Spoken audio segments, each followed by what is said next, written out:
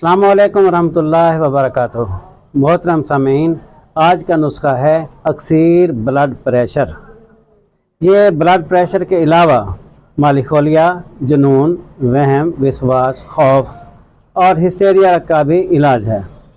ये बेख्वाबी को भी फ़ायदा देता है और टेंशन जिसे हम असाबी दबाव कहते हैं उसको भी फ़ायदा देता है।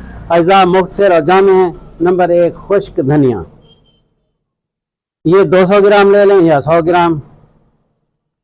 फिलफिल स्याह, काली मिर्च, ये भी 100 ग्राम या 200 ग्राम ले लें।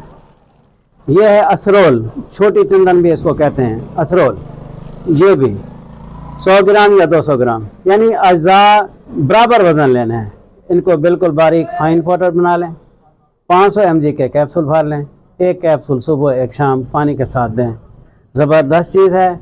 ब्लड प्रेशर के लिए चंद दिन खाएं, फिर उसको छोड़ दें।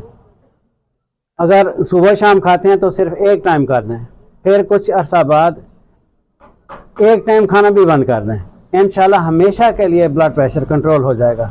बनाएं, इस्तेमाल करें तो हमें याद रखें। अस्सलाम वालेकुम रहमतुल्लाहि व बरकातुहू।